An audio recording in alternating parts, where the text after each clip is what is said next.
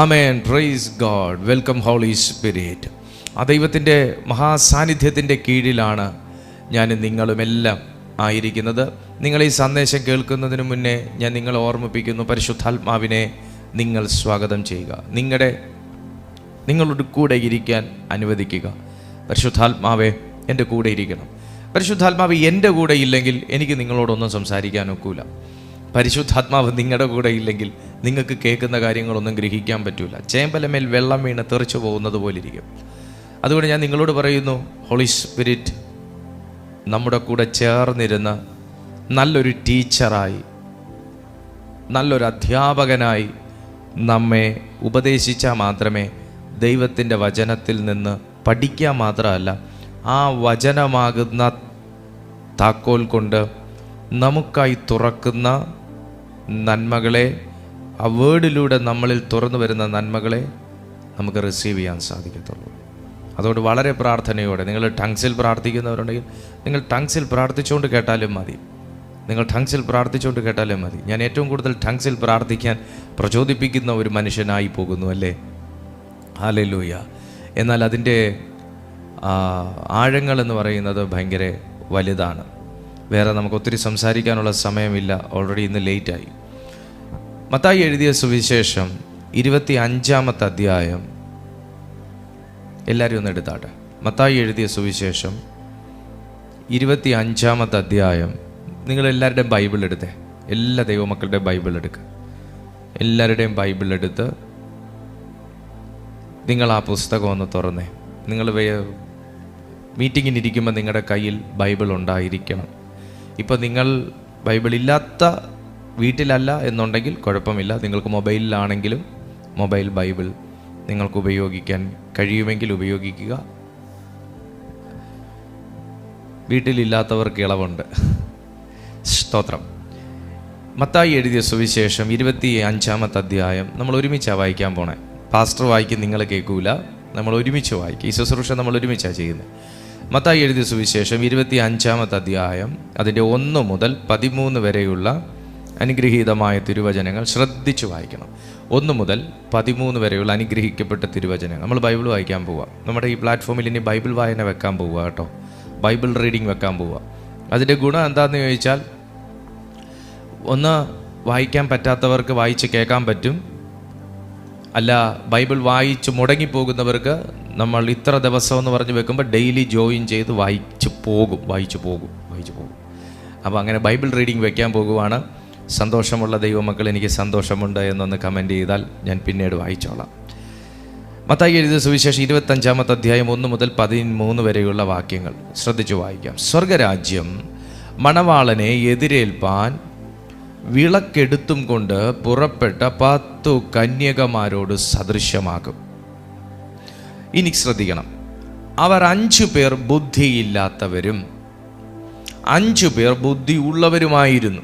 ഒരു വാക്കിൽ തന്നെ 2 ബുദ്ധി. ബുദ്ധിയില്ലാത്തവർ, വീണ്ടും ബുദ്ധിയില്ലാത്തവർ വിളക്കെടുത്തപ്പോൾ എണ്ണ എടുത്തില്ല. 4-ാമത്തെ വാക്യം, ബുദ്ധിയുള്ളവരോ, വീണ്ടും ബുദ്ധി വന്നു. ബുദ്ധിയുള്ളവരോ വിളക്കോടുകൂടെ പാത്രത്തിൽ എണ്ണയും എടുത്തു. 1 മുതൽ 4 വാക്യം വരെ വായിച്ചതിനകത്ത് 4 ബുദ്ധി എന്ന വാക്ക് വന്നിരിക്കുന്നു. വീണ്ടും, പിന്നെ മണവാളൻ താമസിക്കുമ്പോൾ എല്ലാവരും മയക്കം പിടിച്ചുറങ്ങി. അർദ്ധരാത്രിക്കോ മണവാളൻ വരുന്നു, അവനെ എതിരേൽപ്പാൻ പുറപ്പെടുവിൻ എന്ന ആർപ്പ് വിളിയുണ്ടായി. അപ്പോൾ കന്യകമാർ എല്ലാവരും എഴുന്നേറ്റ് വിളക്ക് തെളിയിച്ചു. ഒന്ന് പറഞ്ഞേ, വിളക്ക് തെളിയിച്ചു. ഒന്ന് പറഞ്ഞേ, വിളക്ക് തെളിയിച്ചു. ഒന്ന് താഴെ കമൻ്റ് ഇട്ടേ, വിളക്ക് തെളിയിക്കണം. വിളക്ക് തെളിയിക്കണം. ബൈബിൾ ഉള്ളവർ ഒന്ന് അണ്ടർലൈൻ ചെയ്തേ, വിളക്ക് തെളിയിച്ചു. വിളക്ക് തെളിയിക്കണം. ഒന്ന് കമൻ്റ് ചെയ്താട്ടെ, വിളക്ക് തെളിയിക്കണം. എന്നാൽ ബുദ്ധി ഇല്ലാത്തവർ ബുദ്ധിയുള്ളവരോട്, നിങ്ങളെ വാക്ക് ശ്രദ്ധിച്ചോ, അതിൻ്റെ ശൈലി ശ്രദ്ധിച്ചോ. ബുദ്ധിയില്ലാത്തവർ ബുദ്ധിയുള്ളവരോട്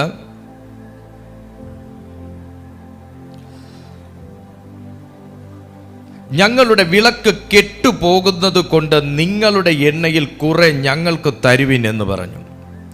ബുദ്ധിയുള്ളവർ ഞങ്ങൾക്കും നിങ്ങൾക്കും പോരാ എന്ന് വരാതിരിപ്പാൻ നിങ്ങൾ വിൽക്കുന്നവരുടെ അടുക്കൽ പോയി വാങ്ങിക്കൊള്ളുവിൻ എന്നുത്തരം പറഞ്ഞു.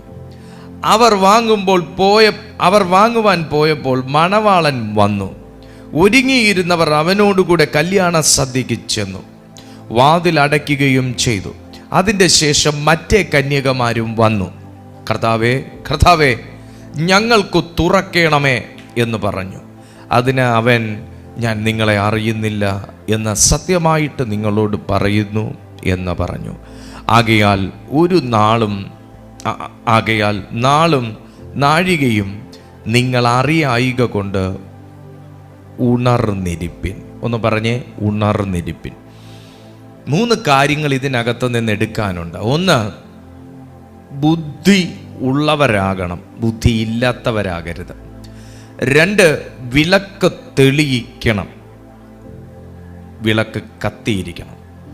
3, ഉണർന്നിരിക്കണം, ഉറങ്ങരുത്, ഉണർന്നിരിക്കണം. ദൈവത്തിൻ്റെ വരവിങ്കൽ, കർത്താവായ യേശു ക്രിസ്തുവിൻ്റെ വരവിങ്കൽ ഒരു വ്യക്തി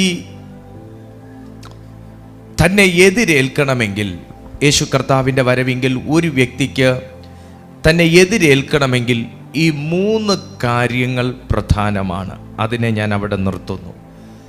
ഇനി യേശു കർത്താവിൻ്റെ വരവിലേക്ക് ഒരു വ്യക്തിക്ക് ഒരുങ്ങണമെങ്കിൽ, ആ വരവിൽ ഒരു വ്യക്തി എടുക്കപ്പെടണമെങ്കിൽ, കർത്താവിനോട് കൂടെ വസിക്കണമെങ്കിൽ പോലും ഈ 3 കാര്യങ്ങൾ വളരെ പ്രധാനമാണ്. ഈ 3 കാര്യങ്ങൾക്ക് നേരെ തന്നെയായിരുന്നു യേശു കർത്താവിൻ്റെ ശുശ്രൂഷ കാലയളവിൽ ശിഷ്യന്മാരുടെ നേരെ സാത്താൻ പ്രകടനങ്ങൾ അഴിച്ചുവിട്ടിട്ടുള്ളത്, അല്ലെങ്കിൽ സാത്താൻ കടന്നു കയറാൻ ശ്രമിച്ചിട്ടുള്ളത്. തീർന്നില്ല.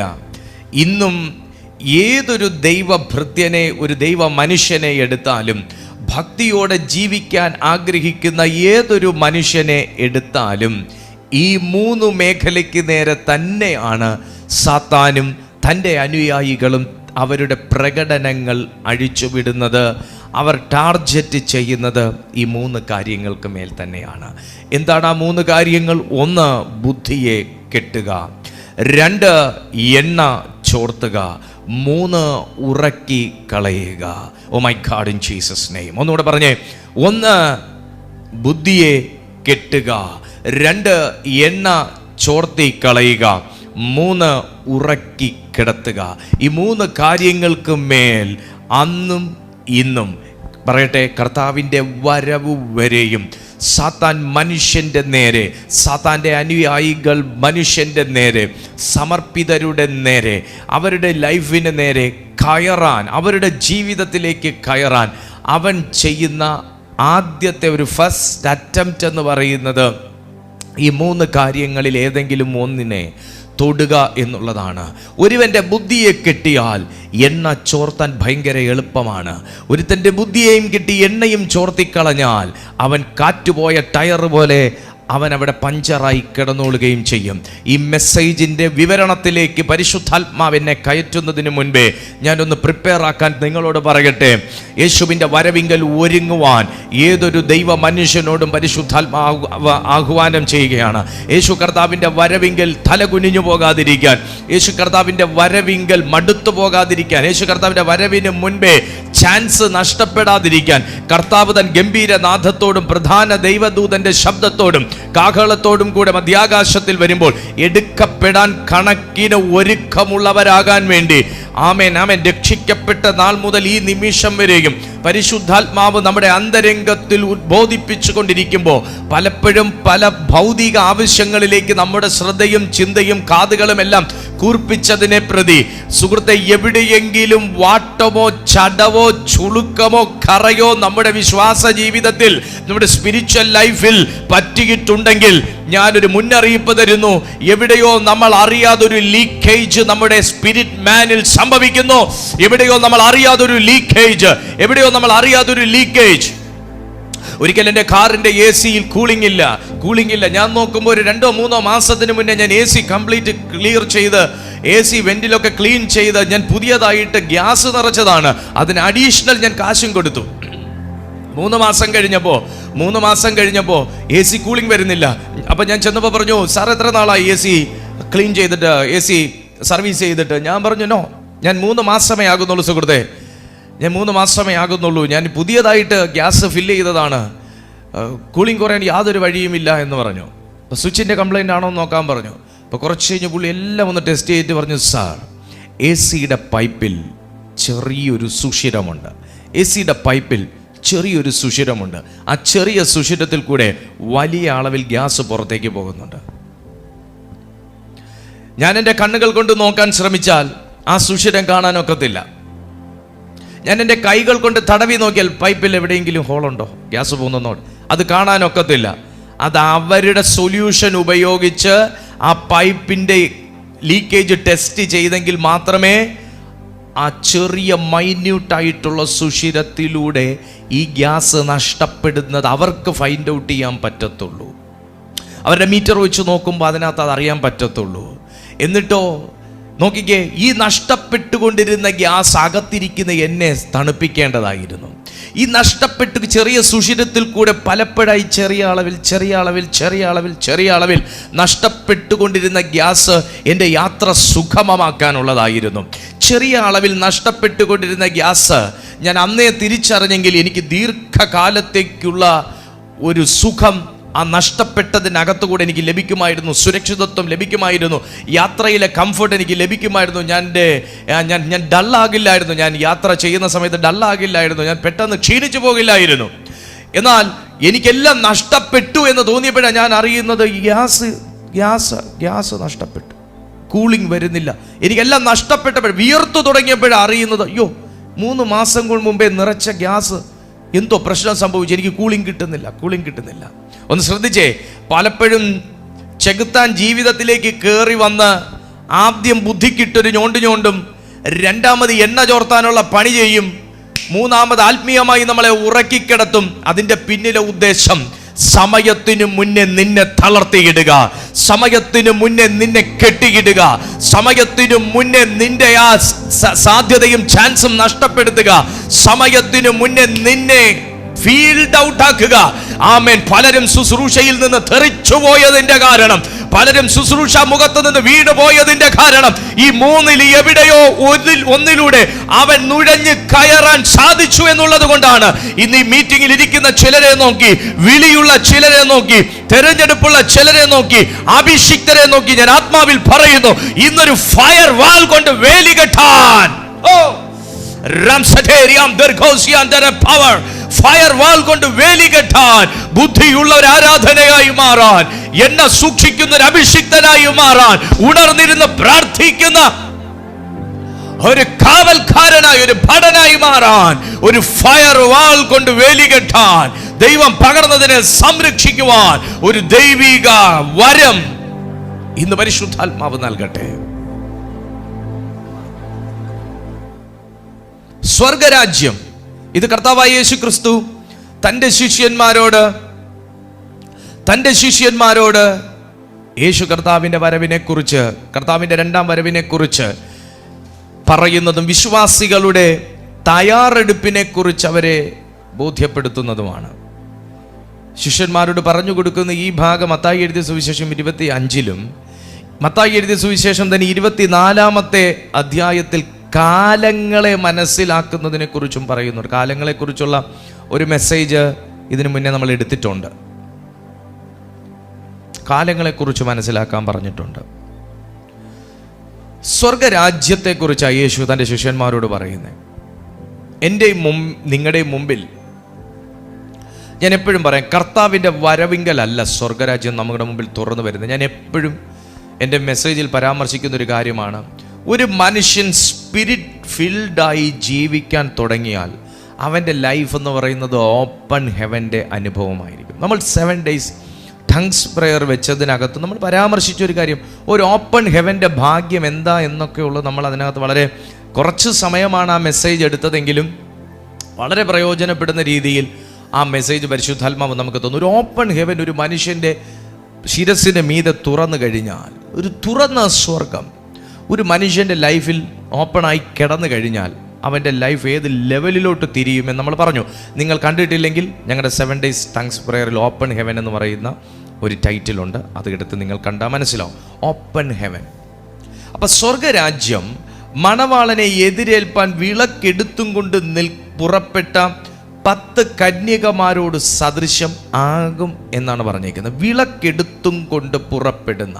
ഒന്ന് ശ്രദ്ധിച്ചേ, ഞാൻ ഇങ്ങനെ വിശ്വസിക്കുന്നു, ഏതൊരു പുറപ്പാടിൻ്റെ മുന്നേയും ഒരുക്കി തയ്യാറാക്കി തെളിച്ചു വെക്കുന്ന ഒരു വിളക്ക് എന്ന ഒരു മുന്നൊരുക്കമുണ്ടായിരിക്കണം. പലരും ആത്മീയ ജീവിതത്തിൽ തളർന്നു പോകുന്നതിൻ്റെ കാരണം ഉള്ള വെളിച്ചത്തിൽ, പ്രത്യേകിച്ച് മറ്റു പലരും കത്തിച്ച വിളക്കിൻ്റെ വെളിച്ചത്തിൽ നമ്മൾ ഓടും. മറ്റു പലരും നമ്മളോട് പറഞ്ഞ് കേൾപ്പിച്ച ചില ദൈവശബ്ദത്തിൻ്റെയും ആ വെളിച്ചത്തിൻ്റെയും മുമ്പിൽ നമ്മൾ ഓടും. എന്നാൽ അത് ഒരു പരിധി കഴിയുമ്പോൾ അതിൻ്റെ വെളിച്ചം കുറയും. പക്ഷെ സ്വന്തമായി എൻ്റെ കയ്യിലൊരു വിളക്ക് ഞാൻ കരുതിയിരുന്നെങ്കിൽ, ആ വിളക്ക് ഞാനൊന്ന് തുടച്ച് വൃത്തിയാക്കി എണ്ണ പകർന്ന് വെച്ചിരുന്നു എങ്കിൽ, അതിൽ ഞാനൊരു തിരിയിട്ടിരുന്നു എങ്കിൽ, കത്തിക്കേണ്ട തീ കയ്യിലെടുത്തിരുന്നു എങ്കിൽ, ചില വെളിച്ചങ്ങളൊക്കെ എന്നെ വിട്ട് മാറുമ്പോൾ ഞാൻ ഈ വിളക്കൊന്ന് തെളിയിക്കാൻ അപ്പോഴെങ്കിലും എനിക്കൊരു ബോധം വന്നേനെ.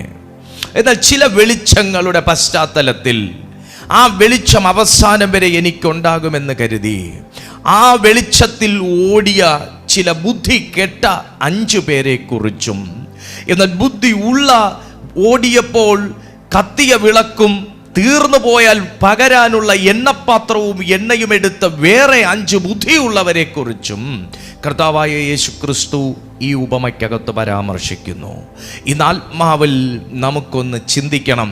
ഞാൻ ബുദ്ധി ഉള്ളവൻ്റെ കൂട്ടത്തിലോ ബുദ്ധിയില്ലാത്തവൻ്റെ കൂട്ടത്തിൽ നിൽക്കണമോ എന്ന്. ഞാൻ ബുദ്ധി ഉള്ളവൻ്റെ കൂട്ടത്തിൽ നിൽക്കണമോ ബുദ്ധിയില്ലാത്തവൻ്റെ കൂട്ടത്തിൽ നിൽക്കണമോ എന്ന്. എന്നാൽ വേറെ ചിലർക്ക് ചിന്തിക്കാൻ കഴിയും, ഞാനിപ്പോൾ ബുദ്ധി ഉള്ളവരുടെ കൂട്ടത്തിലാണോ നിൽക്കുന്നത്, അതോ സഡൻലി ആ കൂട്ടത്തിൽ നിന്ന് ബുദ്ധി ഇല്ലാത്തവരുടെ കൂട്ടത്തിലാണോ നിൽക്കുന്നത്, അതോ സഡൻലി ആ കൂട്ടത്തിൽ നിന്ന് മാറി ബുദ്ധി ഉള്ളവരുടെ കൂട്ടത്തിലേക്ക് ചാടാനുള്ള ഒരു ദൈവിക അരുളപ്പാടാണോ ഈ സന്ദേശമെന്ന് മറ്റു ചിലർക്ക് ചിന്തിക്കുവാനും കഴിയും എന്ന് ഞാൻ വിശ്വസിക്കുകയാണ്. കർത്താവ് പറയുന്നു, അവരിൽ 5 പേർ ബുദ്ധിയില്ലാത്തവരും 5 പേർ ബുദ്ധി ഉള്ളവരുമായിരുന്നു. പക്ഷെ ഈ 2 പേരും, നിങ്ങൾ ശ്രദ്ധിക്കണം, ഈ 2 പേരും പകുതി വഴി വരെ ഒരേ ദർശനത്തിലുണ്ടായിരുന്നു. പ്രിയ സുഹൃത്തെ, നിങ്ങളുടെ ഈ ആത്മീയ ജീവിതം നിങ്ങൾ ആരംഭിച്ചപ്പോൾ ചിലരൊക്കെ നിങ്ങളുടെ വഴിയിൽ കൂടെ ഉണ്ടായിരുന്നവരായിരുന്നിരിക്കാം. എന്നാൽ പകുതി വഴിയിൽ വെച്ചൊക്കെ ചിലർ സ്പ്ലിറ്റായി പോയി, ചിലർ പിണങ്ങിപ്പോയി, ചിലർ മടുത്തുപോയി, ചിലർ ഇട്ടേച്ചും പോയി. യാത്ര തുടങ്ങിയപ്പോൾ ഭയങ്കര താല്പര്യവും, യാത്ര തുടങ്ങിയപ്പോൾ ഭയങ്കര വിശ്വാസവും, യാത്ര തുടങ്ങിയപ്പോൾ ഭയങ്കര ദർശനവും ഉണ്ടായിരുന്ന 5 പേർ ഇപ്പൊ പകുതി വഴി നിൽക്കുന്ന അവസ്ഥയാണ്. ദൈവാത്മാവിൽ ഞാൻ ആരോടോ പറയുന്നു, വിശ്വാസ ജീവിതത്തിൽ നിങ്ങൾ ഇറങ്ങിയപ്പോൾ, ഈ വർഷം നിങ്ങൾ ആരംഭിച്ചപ്പോൾ, നിങ്ങളൊരു ദൈവശബ്ദം കേട്ട് ചില തീരുമാനങ്ങൾ എടുത്തപ്പോൾ നിങ്ങളുടെ അകത്തുണ്ടായിരുന്നൊരു ഭയങ്കര പ്രകാശം ഉണ്ടായിരുന്നു. എന്തു വന്നാലും നാഥനായി എന്ന് പറഞ്ഞ് നിങ്ങൾ എടുത്തൊരു തീരുമാനം ഉണ്ടായിരുന്നു. പക്ഷെ പകുതി വഴിയിൽ വന്നപ്പോൾ ഒരു കരിന്തിരി വണ്ണം ഇപ്പോൾ എത്തി നിൽക്കുന്ന ചില വ്യക്തികൾ എന്നെ കേൾക്കുന്നുണ്ട്. എങ്ങനെ മുമ്പോട്ട് പോകണമെന്നറിയാതെ, ഈ എണ്ണ തീർന്നു പോകുമോ എന്നുള്ള ഭയം കൊണ്ട്, ഇരുട്ട് തകപ്പെട്ട് പോകുമോ എന്നുള്ള ഭയം കൊണ്ട്, ഏത് രീതിയിൽ നാഥൻ്റെ അരികിൽ എത്തണം എന്നുള്ള ബോധ്യമൊക്കെ നഷ്ടപ്പെട്ട്, എന്നെ കർത്താവ് ഇനി കർത്താവിൻ്റെ വരവിങ്കിൽ ചേർക്കുമോ എന്നൊക്കെ ചിന്തിച്ച് വിളക്ക് കത്തിച്ചുകൊണ്ട് തുടങ്ങിയ ഞാൻ പകുതി വഴിയിൽ വെച്ച് വിളക്ക് കെട്ടുപോകുന്ന ചില പ്രവൃത്തികൾക്കകത്ത് ഞാൻ കുടുങ്ങിപ്പോയതല്ലേ എന്ന് ചിന്തിച്ച്, ഇനി എനിക്ക് ആര് എണ്ണ തരാനാ എന്ന് ചിന്തിച്ച്, ഇനി എനിക്ക് എന്ത് വിശുദ്ധിയുണ്ട് ഈ വിളക്ക് കത്തിക്കാനെന്ന് ചിന്തിച്ച്, എന്നെ എൻ്റെ ദൈവം പോലും ഇനി കൈക്കൊള്ളുകയില്ലെന്നൊക്കെ ചിന്തിച്ച് ഒരു ബുദ്ധിയെ കെട്ടിയ അവസ്ഥയിൽ നിൽക്കുന്ന ആരൊക്കെയോ ഇന്ന് ഈ മീറ്റിങ്ങിനകത്തുണ്ട്. പരിശുദ്ധാത്മാവ് പറയുന്നു, കർത്താവ് തൻ ഗംഭീര നാദത്തോടും പ്രധാന ദൈവദൂതന്റെ ശബ്ദത്തോടും കാഹളത്തോടും കൂടെ മധ്യാകാശത്തിൽ വരുമ്പോൾ എടുക്കപ്പെടുന്ന ലിസ്റ്റിൽ നീ കാണുകയില്ലെന്ന് നിന്റെ അകത്തിരുന്ന് ശത്രു മുഴക്കുന്ന ശബ്ദത്തെ ഇന്ന് നീ വെട്ടി തകർക്കാൻ തയ്യാറായാൽ ആത്മാവ് നിന്നെ പുതിയ ഒരു പകർച്ചയോടുകൂടെ കർത്താവിന്റെ വരവിനായി ഒരുക്കിയിരിക്കും. ആമേൻ. ഒരുക്കിയിരിക്കും. 10 പേർ നമ്മുടെ മുമ്പിലുണ്ട്. 5 പേർ ബുദ്ധിയുള്ളവർ, 5 പേർ ബുദ്ധിയില്ലാത്തവർ എന്ന് തന്നെ യേശു അഡ്രസ് ചെയ്തു. 5 പേർ ബുദ്ധി ഉള്ളവരെന്നും 5 പേർ ബുദ്ധി ഇല്ലാത്തവരെന്നും അഡ്രസ് ചെയ്തത് ശിഷ്യന്മാരല്ല, യേശുവാണ്. അപ്പൊ ബുദ്ധിക്ക് ആരാധനയിൽ പ്രാധാന്യമുണ്ട്. ചിന്താശേഷിക്ക്, മസ്തിഷ്കത്തിന് ആരാധനയിൽ പ്രാധാന്യം ഉണ്ട്. സോ പലപ്പോഴും നമ്മുടെ ബുദ്ധിയെ സാത്താൻ ഹൈജാക്ക് ചെയ്യുന്നത് നമ്മൾ അറിയാറില്ല. നമ്മുടെ ചിന്തയെ ഹൈജാക്ക് ചെയ്യുന്നത് അറിയാറില്ല. ഓർമ്മയെ ഹൈജാക്ക് ചെയ്യുന്നത് അറിയാറില്ല. നമ്മൾ വാർദ്ധക്യം കൊണ്ടാണെന്നും വൈറ്റമിൻ്റെ കുറവ് കൊണ്ടാണെന്നും ശരിയാവണ്ണം ഉറക്കം കിട്ടാത്തതുകൊണ്ടാണെന്നൊക്കെ നമുക്ക് തോന്നും. പക്ഷെ പലപ്പോഴും ബുദ്ധിയെ പിടിച്ച് കെട്ടി, ബുദ്ധിയെ പിടിച്ച് മരവിപ്പിച്ച് ശരിയായൊരു തീരുമാനം എടുക്കാതെ തെറ്റായ ഒരു ഓപ്ഷനിലേക്ക് എന്നെ കൊണ്ടെത്തിച്ച്, എന്നെ കൊണ്ട് ആ പർട്ടിക്കുലർ വിഡ്ഢിത്തം ചെയ്യിച്ച് എൻ്റെ എണ്ണയെ ചോർത്തിക്കളഞ്ഞ് എന്നെ ഒരു ആത്മീയ ഉറക്കത്തിൻ്റെ പങ്കാളിയാക്കി മാറ്റുന്ന ആ ദുഷ്ടാത്മാവിൻ്റെ നുഴഞ്ഞു കയറ്റത്തെ ഒരു ദൈവസഭ, ഒരു ദൈവ പൈതൽ, ഒരു ദൈവ മനുഷ്യൻ മനസ്സിലാക്കിയില്ല എന്നുണ്ടെങ്കിൽ നഷ്ടമെന്ന് പറയുന്നത് ഭീമമായിരിക്കും. ആമേൻ. നഷ്ടം ഭയങ്കര ഭീമമായിരിക്കും. കാരണം കർത്താവിൻ്റെ വരവിങ്കൽ എടുക്കപ്പെടുക എന്നുള്ളതാണ്. യേശു നമ്മെ ചേർത്തുകൊള്ളുക എന്നുള്ളത് അത് ഭയങ്കര വലിയൊരു പദവിയാട്ടോ. യേശു നമ്മളെ ചേർത്തുകൊള്ളുക എന്നുള്ളത്, ഹീ ഈസ് മൈൻ എന്ന് പറഞ്ഞ് ചേർത്തുകൊള്ളുക എന്നുള്ളതൊരു ഭയങ്കര പദവിയാണ്.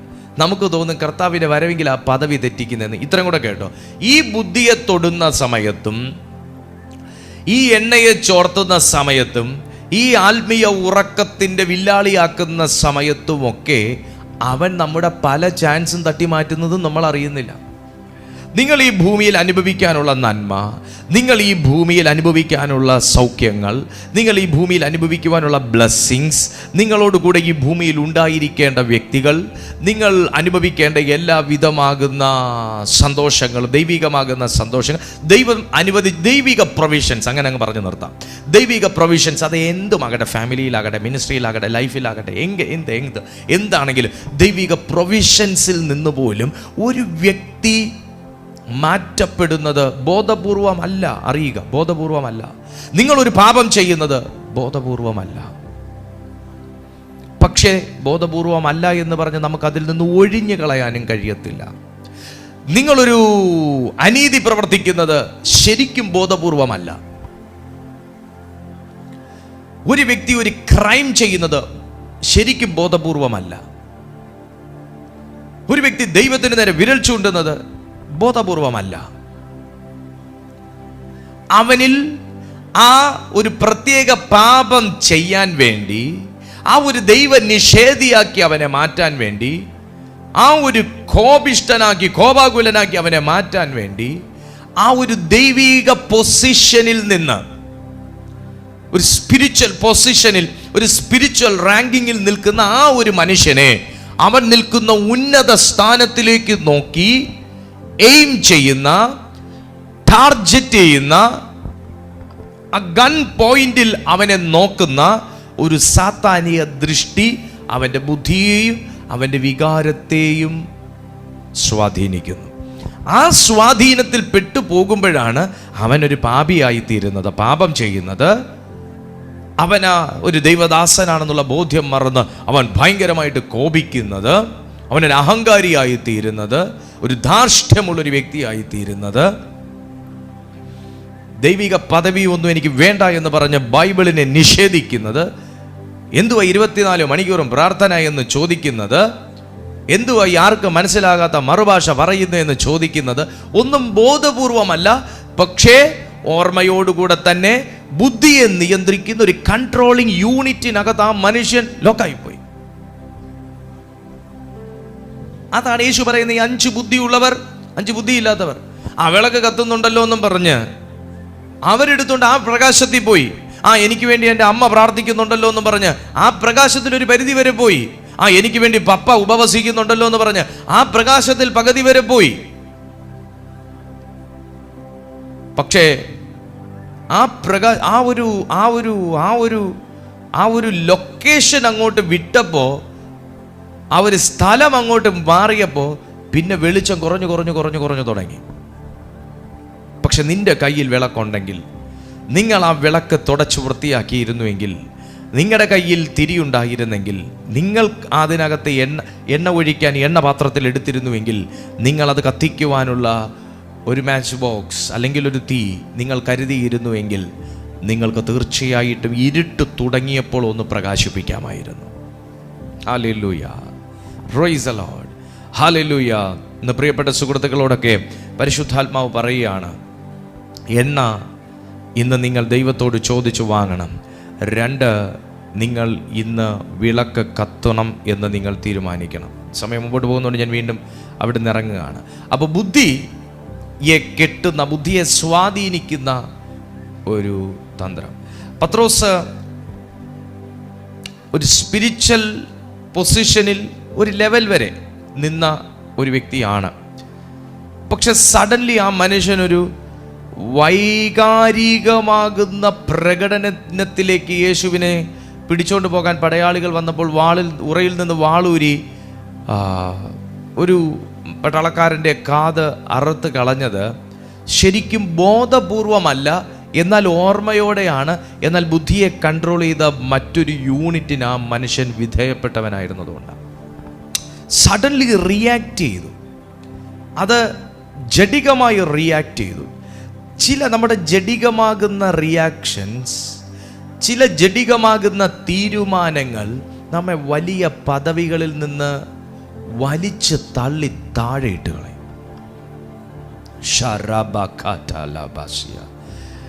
നമ്മളൊരു സ്പിരിച്വൽ പൊസിഷനിലേക്ക് എത്തണമെന്നുണ്ടെങ്കിൽ നമ്മുടെ ജഡത്തെ നമ്മൾ പൂർണ്ണമായും മരിപ്പിച്ചേ പറ്റത്തുള്ളൂ. അപൂർണമായിട്ടല്ല, പൂർണ്ണമായും മരിപ്പിച്ചേ പറ്റത്തുള്ളൂ. ജഡത്തെ മരിപ്പിക്കുക എന്ന് പറയുമ്പോൾ ആത്മാവിൽ നമ്മളെ ജീവിപ്പിച്ചെങ്കിലേ പറ്റത്തുള്ളൂ. ആമേൻ. ആത്മാവിൽ നമ്മളെ നമ്മൾ വിചാരിക്കും ജഡത്തെ മരിപ്പിക്കണമെന്ന് പറയുമ്പോൾ അടി ഒരു കൈക്ക്, അടി ഒരു കന്നത്തിന്, കുത്ത് ഈ കണ്ണിന് എന്നും പറഞ്ഞാണ് ജഡത്തെ മരിപ്പിക്കണം എന്ന് പറഞ്ഞുകൊണ്ടിരിക്കുന്നത്. മാത്രമല്ല കർത്താവും പറഞ്ഞിട്ടുണ്ട്, നിനക്ക് കണ്ണിടർച്ച വരുത്തുന്നെങ്കിൽ ചൂഴ്ന്നെടുത്ത് കളയാൻ. നമ്മൾ ഇങ്ങനെ നോക്കിയിരിക്കുക കുത്താൻ, കണ്ണിടർച്ച വരുത്തിയെങ്കിൽ അപ്പ കുത്ത. നോ, ശ്രദ്ധിക്കുക. ജഡത്തെ മരിപ്പിക്കുക എന്ന് പറഞ്ഞതിൻ്റെ അർത്ഥം മോനെ നീ ആത്മാവിൽ ജീവിക്കണമെന്നാണ്. ജഡത്തെ മരിപ്പിക്കണമെന്ന് പറഞ്ഞതിൻ്റെ അർത്ഥം വയറെ വിശക്കുന്നോ ഇരിക്കുമിണ്ടാതെ എന്ന് പറഞ്ഞ ആ വയറിനെ അടിച്ചമർത്താനല്ല പറഞ്ഞേക്കുന്നത്. നിനക്ക് ഞാൻ ഫുഡ് തരത്തില്ല, നിനക്ക് മീന് തരത്തില്ല, അങ്ങനെ പറയാനല്ല പറഞ്ഞേക്കുന്നത്. ആത്മാവിൽ ജീവിക്കാനാ പറഞ്ഞേക്കുന്നത്. ആത്മാവിൽ ജീവിക്കാനാ. മോനെ ഇപ്പം എനിക്കൊരു ദേഷ്യം വന്നെന്ന് വെച്ചോ, എനിക്ക് ദേഷ്യപ്പെടാനുള്ള റൈറ്റൊക്കെ ഉണ്ട്, ദേഷ്യപ്പെടാം. എന്നാൽ ഞാൻ എന്ന് പറയുന്ന മനുഷ്യൻ ആത്മാവിൽ ജീവിച്ചാൽ അകത്തുനിന്ന് ഒരു ശബ്ദം ഇങ്ങോട്ട് വരും. എന്താണെന്നറിയാമോ? നീ ദേഷ്യപ്പെടാം, അത് നിന്റെ റൈറ്റാ, നിനക്ക് ദേഷ്യപ്പെടാം, നിന്റെ ചോയ്സാ. പക്ഷേ എൻ്റെ ഈ ഇൻസ്ട്രക്ഷൻ കൊണ്ട് നിനക്ക് ആ കോപത്തെ അമർച്ച ചെയ്യുകയും ചെയ്യാം. ഇത് സ്പിരിറ്റ് സംസാരിക്കും. നിങ്ങൾക്ക് ആർക്കും നോ പറയാനൊക്കത്തില്ല. അങ്ങനൊരു ശബ്ദം നിങ്ങൾ കേട്ടിട്ടുണ്ട്. പലപ്പോഴും ചില കാര്യങ്ങൾ ചെയ്യാൻ പോകുന്ന സമയത്ത് വേണോ എന്നൊരു ഉൾശബ്ദം നമ്മുടെ അകത്തുനിന്ന് വന്നിട്ടുണ്ട്. പക്ഷെ നമ്മൾ മെല്ലെ കൈമുട്ടുകൊണ്ട് ഒരു ഒറ്റ ഇടി കൊടുത്തിട്ട് ഇരിക്കവിടെ വേണം എന്നും പറഞ്ഞ് നമ്മൾ പോയി ചെയ്തുകൊണ്ടാണ് പല തെറ്റും കുറ്റങ്ങളും നമുക്ക് പറ്റിപ്പോകുന്നത്. ശരിയല്ലേ? എന്തൊരു തെറ്റ് ചെയ്യുമ്പോഴും അകത്തുനിന്ന് നമുക്കൊരു ഇൻസ്ട്രക്ഷൻ നമുക്കകത്തുനിന്ന് വരും. അതിങ്ങനെയാണ്, അത് വേണോ, അത് ചെയ്യണോ? സുഹൃത്തെ, നീ എന്നെ ഒന്ന് ശ്രദ്ധിച്ചേ സുഹൃത്തെ.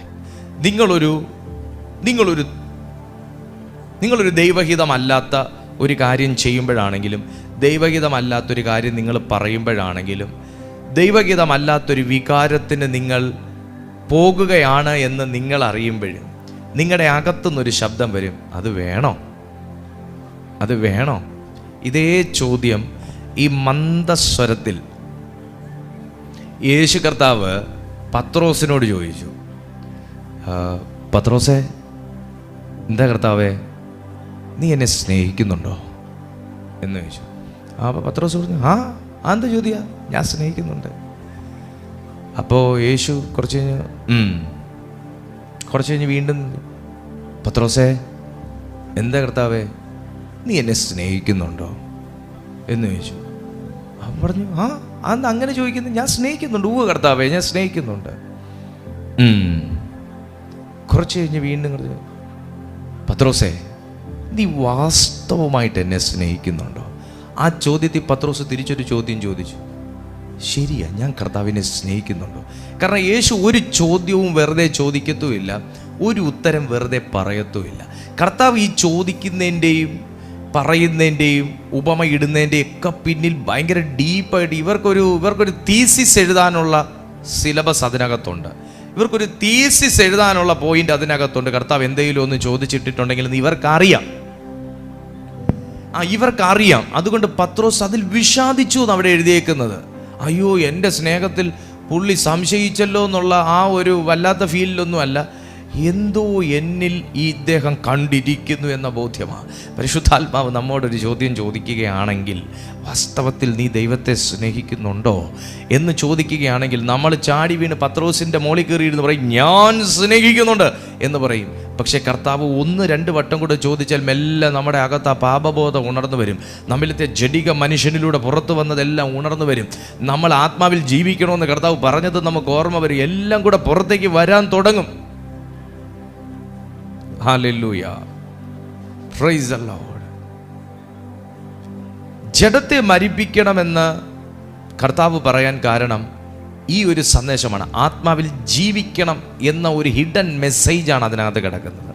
ഒന്ന് ടൈപ്പ് ചെയ്തേ, ആത്മാവിൽ ജീവിക്കണം. ഒന്ന് ടൈപ്പ് ചെയ്തേ, ആത്മാവിൽ ജീവിക്കണം. സഹോദര സഹോദരി, നമ്മുടെ എന്തൊരു ബ്ലെസ്സിങ്ങിന് വേണ്ടി നമ്മളിപ്പോൾ എന്തെടുത്താലും, ഇപ്പോൾ പല്ല് പറിക്കാൻ ചെന്നാലും അവിടെ ആധാർ കാർഡ് ഉണ്ടെങ്കിലേ പല്ല് പറിക്കും. ആ ഒരു കാലമായി മാറി.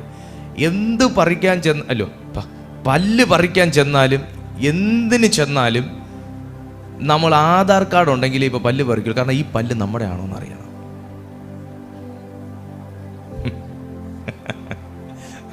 മനസ്സിലായോ? അപ്പോൾ അതിൻ്റെ എല്ലാം ഒരു ബേസ് എന്ന് പറയുന്നത്, ഇപ്പോൾ വോട്ടർ ഐ ഡിക്കൊന്നും ഇപ്പോൾ ഒരു വിലയില്ല, ഇപ്പോൾ ആധാറിന് വില.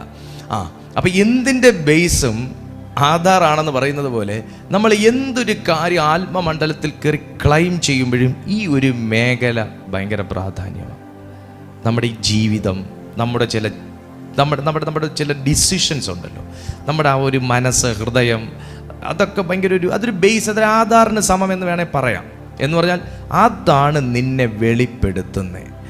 നമ്മൾ ആത്മമണ്ഡലത്തിൽ ചിലയിടത്ത് നമ്മൾ ഭയങ്കര ഒരു ഷൗട്ട്, ഡിമാൻഡ്, എൻ്റെ അവകാശം വിട്ടു തന്നോണോ എന്നൊക്കെ പറയും. അപ്പോൾ പുള്ളി പെട്ടെന്ന് പേടിച്ച് മാറി ഇരുന്നിട്ട് വല്ല ഇങ്ങനെ ഒന്ന് നോക്കും, ഇവൻ ഒറിജിനലാണോ വ്യാജനാണോ എന്ന് ഇങ്ങനെ ഒന്ന് നോക്കും.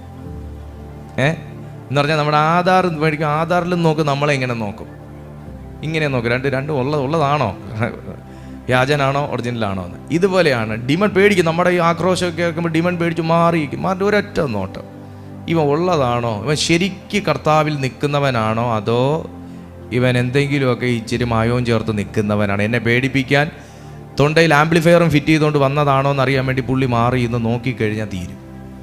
ഇവിടെ നമ്മൾ ഈ കാര്യം മനസ്സിലാക്കിയില്ലെങ്കിൽ, ആത്മാവിൽ ജീവിച്ചില്ലെങ്കിൽ, ആത്മാവിൽ ജീവിക്കുന്നവർക്കാണ് സ്വർഗരാജ്യത്തിലേക്ക് പ്രവേശനം.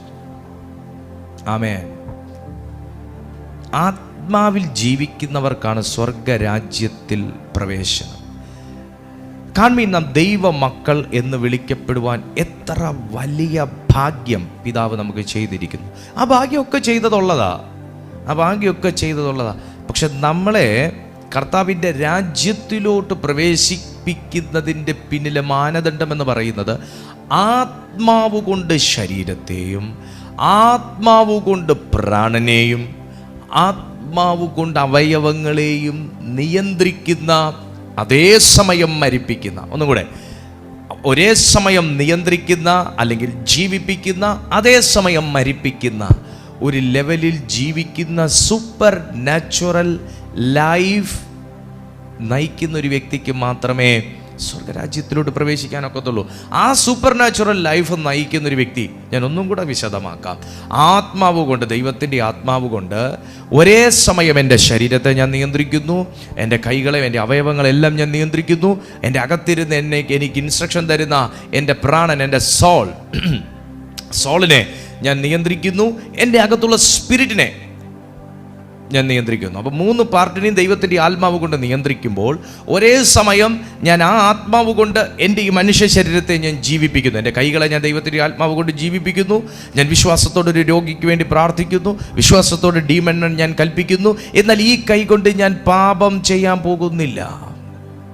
അപ്പോൾ ഒരേ സമയം ഞാൻ മരിപ്പിക്കുന്നു, അതേ സമയം ഞാൻ ജീവിപ്പിക്കുന്നു. മനസ്സിലായോ? പാപം ചെയ്യാൻ ഞാൻ പോകുന്നില്ല. ഈ കൈകൊണ്ട് ഞാനൊരു സ്ത്രീയെ തൊടാൻ പോകുന്നില്ല. ഈ കൈകൊണ്ട് ഞാൻ അനീതിയുടെ കൂലി മേടിക്കാൻ പോകുന്നില്ല. ഈ കൈകൊണ്ട് ഞാൻ പാപങ്ങളുടെ വസ്തു പിടിച്ചു പറിക്കാൻ പോകുന്നില്ല. കാരണം മരിപ്പിക്കുക, ആത്മാവ് കൊണ്ട് മരിപ്പിക്കുക. അതേ സമയം ഞാനൊരു പെൺകൊച്ചിൻ്റെ വിവാഹം നടത്തി കൊടുക്കാൻ പോകുന്നു ഈ കൈകൊണ്ട്. അതേസമയം ഞാനൊരു പാവപ്പെട്ടവന് വീട് വെച്ച് കൊടുക്കാൻ പോകുന്നു. അതേസമയം ഞാൻ ഒരു വ്യക്തിയെ, വയ്യാത്തൊരു വ്യക്തിയെ ഞാൻ റോഡ് മുറിച്ച് കടത്തുന്നു, ഒരു വ്യക്തിക്ക് ഭക്ഷണം മേടിച്ചു കൊടുക്കുന്നു. ആത്മാവിൽ ഞാൻ ജീവിപ്പിക്കുന്നു. ഇനി പറയാം, എൻ്റെ യേശു എന്താ ചെയ്തേ? എൻ്റെ യേശു ഇത് തന്നെ ചെയ്തത്. ഈ കൈ കൊണ്ട് തന്നാൽ കഴിയുവോളം എല്ലാവരെയും രക്ഷിച്ചു. എൻ്റെ യേശു തന്നാൽ കഴിയുവോളം രോഗികളെ സൗഖ്യമാക്കി. തനിക്ക് ആത്മാവ് കൊടുത്ത കൃപയ്ക്കൊത്തവണ്ണം താൻ സഞ്ചരിച്ചു. പല വീടുകൾക്കകത്തും സമാധാനം പുനഃസ്ഥാപിച്ചു. തൻ്റെ ഇവിടുത്തെ ശുശ്രൂഷ കഴിഞ്ഞപ്പോൾ മരിച്ചു, അടക്കപ്പെട്ടു. 3-ാം നാൾ സ്വർഗം പിതാവ് ഉയർത്തെഴുന്നേൽപ്പിച്ചു. പിതാവിൻ്റെ വലത്ത് ഭാഗത്ത് പോയിരിക്കുന്നു. ഇപ്പോൾ നമുക്ക് വേണ്ടി അവിടെ ഇരുന്ന് മധ്യസ്ഥത അണച്ചുകൊണ്ടിരിക്കുന്നു. ഇന്ന് തൻ്റെ സ്വർഗാരോഹണത്തിന് ശേഷം ഭൂമിയിൽ അയക്കപ്പെട്ട പരിശുദ്ധാത്മാവ് ഈ കാര്യങ്ങളെക്കുറിച്ച് നമുക്ക് ബോധ്യം വരുത്തുന്നു, നമ്മെ അവണ്ണമാക്കി തീർക്കാൻ നമ്മെ ബലപ്പെടുത്തുന്നു. ആ ഒരു ലൈഫ് സ്റ്റൈലിലേക്ക് ഞാനും നിങ്ങളും കോൺഫിഗർ ചെയ്യാതിരിക്കാൻ വേണ്ടിയിട്ടാണ് ഇവിടെ ഈ എടുത്ത വിളക്കും കൊണ്ട് നീ ഓടിക്കുമെന്ന് പറയും. അപ്പം നീ ഒരു വിളക്കെടുത്ത് കുഴപ്പമില്ല, നീ കുറച്ച് ദൂരം ഓടടേ, പകുതി വഴി വെച്ച് ഊതി അണച്ചോളാന്ന് പറഞ്ഞിട്ട് എണ്ണ എടുക്കാൻ മറപ്പിച്ചിട്ട് ആരെങ്കിലും പ്രാർത്ഥിച്ച് നമ്മളെ ബലപ്പെടുത്തുന്ന ബലത്തിൽ നമ്മൾ ഓടും, ആ പ്രകാശത്തിൽ ഓടും, ആ ഒരു വിശ്വാസത്തിൽ ഓടും. അവിടെ പ്രാർത്ഥിക്കുന്നുണ്ടല്ലോ എന്ന് പറഞ്ഞ് നമ്മൾ ഇവിടുന്ന് ഓടും. പക്ഷെ പകുതി ചെല്ലുമ്പം വിളക്കണയുമ്പോഴേ അറിയത്തുള്ളൂ നമ്മൾ തിരിയും തീപ്പെട്ടി എടുക്കാത്തതിൻ്റെ വേദന, എണ്ണ കയ്യിലെടുക്കാത്തതിൻ്റെ വേദന. അതുകൊണ്ട് പരിശുദ്ധാത്മാവ് ആരോടൊക്കെ പറയുന്നു, മറ്റുള്ളവരെ പ്രാർത്ഥിക്കാൻ ഏൽപ്പിച്ചിട്ട് നിങ്ങളുടെ ആത്മീയ ഉറക്കത്തെ നിങ്ങൾ പ്രോത്സാഹിപ്പിക്കല്ലേ. മറ്റുള്ളവരുടെ കയ്യിലെല്ലാം ഏൽപ്പിച്ചിട്ട് നിങ്ങൾ അവിടെ മിണ്ടാതിരിക്കല്ലേ. എനിക്ക് വേണ്ടി ഒന്ന് പ്രാർത്ഥിച്ച് പറയാമോ എന്ന് പറഞ്ഞ് നിങ്ങൾ ആരെങ്കിലും ഇപ്പം വിളിച്ച് പറയൂന്ന് പറഞ്ഞുകൊണ്ടിരിക്കല്ലേ. ദൈവസന്നിധിയിൽ തീരുമാനമെടുക്കുക. കർത്താവിൻ്റെ സമയം അടുത്തു വന്നുകൊണ്ടിരിക്കുന്നു. ലോകവും അതിലുള്ളതെല്ലാം, ലോകവും അതിന്റെ മോഹങ്ങളുമോ ഒഴിഞ്ഞു പോകും. ദൈവേഷ്ടം ചെയ്യുന്നവനോ എന്നേക്കും നിലനിൽക്കുന്നു. ലോകവും അതിന്റെ മോഹവും ഒഴിഞ്ഞു പോകും. ദൈവേഷ്ടം ചെയ്യുന്നവനോ എന്നേക്കും നിലനിൽക്കുന്നു. 4-ാമത്തെ വാക്യം, ബുദ്ധിയുള്ളവനോ വിളക്കോടുകൂടെ പാത്രത്തിൽ എണ്ണയും എടുത്തു. പിന്നെ മണവാളൻ താമസിക്കുമ്പോൾ എല്ലാവരും മയക്കം പിടിച്ചു ഉറങ്ങി. അർദ്ധരാത്രിക്കോ മണവാളൻ വരുന്നു, അവനെ എതിരേൽപ്പാൻ പുറപ്പെടുവീൻ എന്നാൽ ആർപ്പ് വിളി ഉണ്ടായി. അപ്പോൾ കന്യകമാർ എല്ലാവരും എഴുന്നേറ്റ് വിളക്ക് തെളിയിച്ചു. എന്നാൽ ബുദ്ധിയില്ലാത്തവർ ബുദ്ധിയുള്ളവരോട്, ഞങ്ങളുടെ വിളക്ക് കെട്ടുപോകുന്നത് കൊണ്ട് നിങ്ങളുടെ എണ്ണയിൽ കുറെ ഞങ്ങൾക്ക് തരുവിൻ എന്ന് പറഞ്ഞു. നമുക്ക് മറ്റുള്ളവരെ കൊണ്ട്, മറ്റുള്ളവരുടെ സപ്പോർട്ടൊക്കെ നമുക്ക് നല്ലതാണ്. ഒരു പരിധിവരെ നമ്മെ ഒരു വ്യക്തിക്ക് സപ്പോർട്ട് ചെയ്യാൻ പറ്റുള്ളൂ. ഒരു പരിധിവരെ നമുക്കൊരു വ്യക്തിയെ സപ്പോർട്ട് ചെയ്യാൻ പറ്റുള്ളൂ. ആ പരിധിക്കപ്പുറം നമുക്ക് ആ വ്യക്തിയെ സപ്പോർട്ട് ചെയ്യാൻ പ്രായോഗികമായി ബുദ്ധിമുട്ടുകളുണ്ട്. ഒരു പരിധിവരെ നമ്മളെ ദൈവം ആഗ്രഹിക്കുന്നത് എന്താണെന്നറിയുമോ? നമ്മളെ സ്വയം പര്യാപ്തരാക്കണമെന്ന്. പരിശുദ്ധാത്മാവെന്ന് പറയുന്നത് എല്ലാവർക്കും കൊടുത്തേക്കുന്നതാ. പൗലോസും എന്താ, എനിക്ക് കൃപാവരം ഉണ്ടല്ലോ, ആ കൃപാവരവും വെച്ച് ഞാൻ ഈ ശിഷ്യന്മാരെയും വെച്ച് എൻ്റെ ബിസിനസ് കൊണ്ടുപോകാന്ന് പറഞ്ഞുകൊണ്ടാണോ ഇരുന്നേ? അല്ല, പൗലോസ് ചെല്ലുമ്പോഴെല്ലാം ശിഷ്യന്മാരുടെ മേൽ കൈവച്ച് അവർക്ക് വല്ല ആത്മീയ വരവും ഉണ്ടാകണമെന്ന് ആഗ്രഹിച്ച് അവരിലുള്ള കൃപാവരം ജ്വലിപ്പിച്ചു. ഒന്നും ജ്വലിച്ചില്ലെങ്കിലും നിന്നിലുള്ള പ്രാർത്ഥനയുടെ കൃപാവരം ജ്വലിക്കട്ടെ എന്ന് പറഞ്ഞ് കർത്താവിൻ്റെ അഭിഷിക്തൻ കൈവച്ച് അവരെ അനുഗ്രഹിക്കുമായിരുന്നു. അവരുടെ കൃപാവരങ്ങൾ ജ്വലിക്കുകയും ചെയ്യുമായിരുന്നു. അതുപോലെ നിങ്ങളിൽ ദൈവം പകർന്നിരിക്കുന്ന ശുശ്രൂഷ എന്തെന്ന് തിരിച്ചറിയുക, നിങ്ങളിൽ ദൈവം ഇട്ടിരിക്കുന്ന ദാനം എന്തെന്ന് തിരിച്ചറിയുക, നിങ്ങളുടെ കോളിംഗ് എന്താണെന്ന് തിരിച്ചറിയുക. നിങ്ങളൊരു സ്റ്റഡി നടത്തുക, അതിനെ നിങ്ങൾ ജ്വലിപ്പിക്കുക. മറ്റുള്ളവരുടെ വിളക്കിലെ എണ്ണ കണ്ട് നീ ഓടരുത്. മറ്റുള്ളവരുടെ തിരികിലെ വെളിച്ചം കണ്ട് നീ ഓടുന്നത് നിർത്തണം. ഞാൻ മറ്റുള്ളവനൊരു പ്രകാശമായി മാറട്ടെ, മറ്റവൻ എൻ്റെ അടുത്ത് വരുമ്പോൾ എന്നിലെ പ്രകാശം അവനിലേക്ക് പകരത്തക്ക വണ്ണമുള്ള ഒരു മൈ ഗാഡ്, ആ റേഞ്ചിലേക്ക് നിങ്ങൾ മാറട്ടെ. കർത്താവായ യേശു ക്രിസ്തു വളർന്നു വന്നു. യേശു ക്രിസ്തു വളർന്നു വന്നപ്പോൾ താൻ പ്രാർത്ഥിച്ച് തിരഞ്ഞെടുത്ത 12 പേരെ കൂടെ മറ്റൊരു യേശുവാക്കി മാറ്റാനാണ് യേശു ശ്രമിച്ചേ. ഹല്ലേലൂയ. മറ്റൊരു യേശുവാക്കി മാറ്റാൻ യേശു ശ്രമിച്ചു. അതിൽ ഒരുവൻ ഇസ്കരിയോത്ത യൂദ മാത്രം തെറ്റി ഒഴിഞ്ഞു പോയി. ബാക്കിയുള്ള എല്ലാവരിലും കർത്താവ് പകർച്ച കൊടുത്തു. എൻ്റെ നാമത്തിൽ നിങ്ങൾ പോകാനാ പറഞ്ഞേ. കർത്താവ് നിങ്ങളെ വിളിച്ചത് കീഴ്പ്പെട്ടിരിക്കാനല്ല, ദാസ്യത്വത്തിൻ്റെ ആത്മാവിനെ ഇരിക്കാനല്ല, പുത്രത്വത്തിൻ്റെ ആത്മാവിൽ പ്രവർത്തിക്കാനാണ്. ആമേൻ. ആ നിലയിൽ നിങ്ങൾ ക്രിസ്തുവിൽ വളർന്നെങ്കിൽ മാത്രമേ നിങ്ങൾക്ക് കർത്താവിൻ്റെ വരവെങ്കിൽ എടുക്കപ്പെടുവാൻ കഴിയുകയുള്ളൂ. കർത്താവിൻ്റെ വരവെങ്കിൽ എടുക്കപ്പെടുവാൻ കഴിയുകയുള്ളൂ. തിരുവെഴുത്ത് പറയുന്നു. അതോടെ വായിച്ച് നമുക്ക് നിർത്താം, സമയം കഴിഞ്ഞു. അമേൻ, അമേൻ. ബുദ്ധിയുള്ളവർ ഞങ്ങൾക്കും നിങ്ങൾക്കും പോരാ എന്ന് വരാതിരിപ്പാൻ നിങ്ങൾ വിൽക്കുന്നവരുടെ അടുക്കൽ പോയി വാങ്ങിക്കൊള്ളുവിൻ എന്ന് ഉത്തരം പറഞ്ഞു. അവർ വാങ്ങുവാൻ പോയപ്പോൾ മണവാളൻ വന്ന് ഒരുങ്ങിയിരിക്കുന്നവർ അവനോടുകൂടെ കല്യാണ സദ്യയ്ക്ക് ചെന്നു. വാതിൽ അടയ്ക്കുകയും ചെയ്തു. അതിൻ്റെ ശേഷം മറ്റേ കന്യകമാരും വന്നു, കർത്താവേ കർത്താവേ ഞങ്ങൾക്ക് തുറക്കണമേ എന്ന് പറഞ്ഞു. അതിനവൻ ഞാൻ നിങ്ങളെ അറിയുന്നില്ല എന്ന് സത്യമായിട്ട് നിങ്ങളോട് പറയുന്നു എന്ന് പറഞ്ഞു. ആകയാൽ നാളും നാഴികയും നിങ്ങൾ അറിയായിക കൊണ്ട് ഉണർന്നിരിപ്പിൻ. നോക്കൂ, 10 കന്യകമാർ, അത് നമ്മളാണ്. 5 ബുദ്ധിയുള്ളവർ എന്ന് പറയുന്നത് എണ്ണയും വിളക്കും കൊണ്ടുവന്നു. അത് ഈ പറയുന്ന കാര്യങ്ങൾ, വെളിപ്പാടുകൾ മനസ്സിലാക്കുന്നവർ. 5 ബുദ്ധിയില്ലാത്തവർ എന്ന് പറയുന്നത് ഇതിലൊക്കെ നിന്നിട്ട് പിന്നെ സ്ലിപ്പായി ഒക്കെ പോയവർ, അവിശ്വാസത്തിലോട്ടൊക്കെ പോയവർ, അധികം ചിന്തിക്കാത്തവർ, ഭൗതിക കാര്യങ്ങൾക്ക് വേണ്ടി മാത്രം കർത്താവിനെ നോക്കുന്നവർ എന്ന് പറയാൻ കഴിയും. എണ്ണയുടെ പ്രാധാന്യം, എണ്ണ ജ്ഞാനത്തെ കുറിക്കുന്നു, പരിശുദ്ധാത്മാവിനെ കുറിക്കുന്നു, ആത്മീയ വീര്യത്തെയൊക്കെ കുറിക്കുന്നു. വാതിൽ അടഞ്ഞു എന്ന് പറയുന്നത് അവർക്കുണ്ടായ ആത്മീയ അവസരം നഷ്ടപ്പെടുത്തിയ ഒരു സംഗതിയാണ്. എനിക്ക് നിങ്ങൾക്കൊക്കെ ഒത്തിരി അവസരങ്ങൾ കർത്താവ് ഈ മെസ്സേജിലൂടെ വരെ തന്നിട്ടുണ്ട്. അവസരമാണ്. പക്ഷെ നാളെ നമുക്ക് ഈ അവസരം ഉണ്ടാവുമെന്ന് അറിയത്തില്ല. സോ ലഭിക്കുന്ന അവസരം ഉപയോഗിക്കുക. യേശുവിൻ്റെ വരവിന് ശേഷമുള്ള അനുതാപം എന്ന് പറയുന്നത് നിഷ്ഫലമാണ്. അനുദപിക്കണമെങ്കിൽ കർത്താവിൻ്റെ വരവിന് മുന്നേ അനുദപിക്കണം. ഒരുങ്ങണമെങ്കിൽ കർത്താവിൻ്റെ വരവിന് മുന്നേ ഒരുങ്ങണം. സ്നാനം ഏൽക്കണമെന്നുണ്ടെങ്കിൽ കർത്താവിൻ്റെ വരവിന് മുന്നേ സ്നാനം ഏൽക്കണം. തീരുമാനം എടുക്കണമെന്നുണ്ടെങ്കിൽ കർത്താവിൻ്റെ വരവിന് മുന്നേ തീരുമാനം എടുക്കണം. ആ നിലവാരത്തിൽ നമുക്ക് ലഭിക്കുന്ന അവസരങ്ങൾ നാം പരമാവധി ആത്മീയമായി വിനിയോഗിക്കുകയാണെങ്കിൽ നിങ്ങളുടെ ഭൗതികവും ആത്മീയവും ഒരുപോലെ അനുഗ്രഹിക്കപ്പെട്ടിരിക്കും. വിളക്ക് എന്ന് പറയുന്നത് വിശ്വാസ ജീവിതവും സാക്ഷ്യ ജീവിതവുമാണ്. നമുക്കൊരു സാക്ഷ്യം ഉണ്ടാവണം. നമ്മൾ മനുഷ്യരുടെ മുമ്പിൽ നല്ല സാക്ഷിയൊക്കെ ഉള്ളവരായിരിക്കും.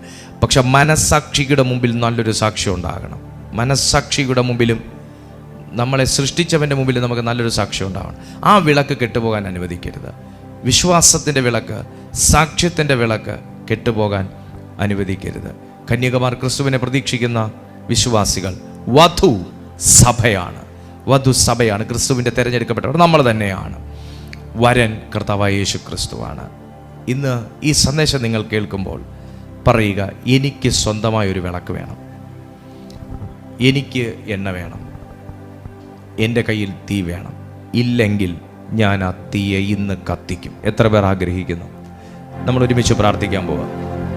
നമ്മൾ പ്രാർത്ഥിച്ച് ആശീർവാദം പറയുമ്പോൾ തന്നെ ഈ സൂമും യൂട്യൂബും ഡിസ്കണക്റ്റ് ആവും. അതുകൊണ്ട് നിങ്ങൾ ഒരുമിച്ച് ഇപ്പം പ്രാർത്ഥിക്കണം യേശുവിൻ്റെ നാമത്തിൽ. ഞാൻ ഈ രണ്ടിലുള്ളവരെയും, ഈ സൂമിലുള്ളവരെയും യൂട്യൂബിലുള്ളവരെയും ഞാൻ യേശുവിൻ്റെ നാമത്തിൽ ബ്ലസ് ചെയ്യുകയാണ്. നിങ്ങൾ ഒരുമിച്ച് പ്രാർത്ഥിച്ച്, നമ്മുടെ ഈ മെസ്സേജിന് ശേഷം സൂമും യൂട്യൂബും ഒരുപോലെ ഡിസ്കണക്റ്റ് ആകും. എല്ലാവരും ചേർന്ന് പ്രാർത്ഥിച്ച് ഞാൻ നിങ്ങൾക്ക് എല്ലാവർക്കും ഒരുമിച്ച് പ്രാർത്ഥിക്കാൻ പോവാം. Right now in the name of Jesus. ആ വിളക്ക് കത്തിയേ മതിയാകത്തു. നിങ്ങളുടെ ഇന്നലെ വരെ ഇന്നലെ വരെ നിങ്ങൾ എന്താന്നുള്ളത് ഇവിടുത്തെ വിഷയമല്ല. ഞാൻ ഒന്നുകൂടെ പറയട്ടെ, നിങ്ങളൊരു ഭയങ്കര കൊടും പാപം ചെയ്തൊരു വ്യക്തിയായിരിക്കും, അല്ലെങ്കിൽ നിങ്ങൾ ഒത്തിരി ആത്മീയമായ അലസതയിൽ ജീവിച്ചൊരു വ്യക്തിയായിരിക്കും. കർത്താവ് നിങ്ങളത് അപ്പം അത് തെറ്റായി പോയെന്ന് എനിക്ക് മനസ്സിലായപ്പാ എന്ന് പറഞ്ഞാൽ അവിടെ തീരാവുന്ന പ്രശ്നമേ ഉള്ളൂ. നിങ്ങളെ ദൈവം എടുക്കാത്ത കനിയൊന്നുമല്ല. ഇനിയിപ്പം എത്ര നിങ്ങൾ ഒരു പുറം ലോകം അറിഞ്ഞാലും ഇത് മോശമല്ലേ എന്ന് പറയുന്ന ഒരു തെറ്റ് ചെയ്തൊരു വ്യക്തിയാണെങ്കിൽ പോലും നിങ്ങൾ എടുക്കാത്ത കനിയല്ല. കർത്താവിൻ്റെ വരവ് വരെ നമുക്ക് സമയമുണ്ട് മാനസാന്തരപ്പെടാൻ, രക്ഷിക്കപ്പെടാൻ, മാനസാന്തരമേൽക്കാൻ, സ്നാനമേൽക്കാൻ, ദൈവത്തോട് ചേർന്ന് ജീവിക്കാൻ, മടങ്ങി വരാനൊക്കെ സമയമുണ്ട്. ഇപ്പോൾ അത് യൂട്ടിലൈസ് ചെയ്യുക. ആ അവസരം ഇപ്പോൾ യൂട്ടിലൈസ് ചെയ്യുക. നിങ്ങളെ ദൈവം വെറുക്കുന്നില്ല, നിങ്ങളെ ദൈവം സ്നേഹിക്കുന്നുണ്ട്. ഇന്ന് ഈ സന്ദേശം കേൾപ്പിച്ച് അതുകൊണ്ട് നിങ്ങൾ ഇപ്പോൾ തന്നെ തീരുമാനമെടുക്കുക. ഞാൻ നിങ്ങൾക്കായിട്ട് പ്രാർത്ഥിക്കാൻ പോകും. നിങ്ങളുടെ ജീവിതത്തിൽ അടഞ്ഞു എന്ന് പറയുന്ന പുതുവാതിലുകൾ തുറക്കാൻ പോവുകയാണ്. അടഞ്ഞു എന്ന് പറയുന്ന അനുഗ്രഹത്തിന്റെ വാതിലുകൾ തുറക്കാൻ പോവുകയാണ്. എല്ലാവരും പ്രാർത്ഥിച്ച് കണ്ണുകൾ അടച്ച് റാംഥേനെ ബൗഷാന്ഥേമ എലബ്രോ സൈല ബാറു സിആൻ ഥേരാമ കോഷാന്ഥ ലബാസ. കം ഓൺ, എല്ലാ ദൈവമക്കളുടെ വായികളും ആരാധിച്ചു തുടങ്ങട്ടെ. എല്ലാ ദൈവമക്കളുടെ ഹൗ റബസന്ഥേ റമൗന്റോറിയാന്റല റഗന്റസിയ പേഴ്സണലായിട്ടൊന്ന് പ്രാർത്ഥിച്ച്, പേഴ്സണലായിട്ടൊന്ന് ദൈവത്തോട് പ്രാർത്ഥിച്ച്, അപ്പ എൻ്റെ വിളക്കൊന്ന് ഒന്ന് ഹൃദയം ഒന്ന് തുറന്നു കൊടുത്തേ. അപ്പ എൻ്റെ മനസ്സിലേക്ക് ഒന്ന് വരണമെന്നൊന്ന് പറഞ്ഞു. ഹൃദയം മനസ്സും ഒന്ന് തുറന്നു കൊടുത്തേ. യെസ്, ഒന്ന് തുറന്നു കൊടുത്തേ. എന്നിലേക്കൊന്ന് വരണേ അപ്പ എന്ന് പറ. ഇരുളങ്ങ് മാറട്ടെ. ഇത് പറഞ്ഞുകൊണ്ടിരിക്കുമ്പോൾ തന്നെ ചില വ്യക്തികളിൽ നിന്ന് ഇരുട്ടിന്റെ സ്വാധീനങ്ങൾ വിട്ടുമാറിക്കൊണ്ടിരിക്കുക. നിങ്ങളെ ദൈവത്തോട് അടുപ്പിക്കുകയില്ലാന്ന് വാദിക്കുന്ന ചില ചിന്തകൾ, ചില സാധാനിക സ്വപ്നങ്ങൾ, നിങ്ങളെ ദൈവത്തോട് അടുപ്പിക്കുകയില്ലാന്ന് പറയുന്ന, നിന്റെ സ്വപ്നത്തിൽ പോലും വന്ന് നിന്നെ അറ്റാക്ക് ചെയ്യുന്ന ദുഷ്ടശക്തികൾ യേശുവിന്റെ നാമത്തിൽ അതിന്റെ തല തകരട്ടെ.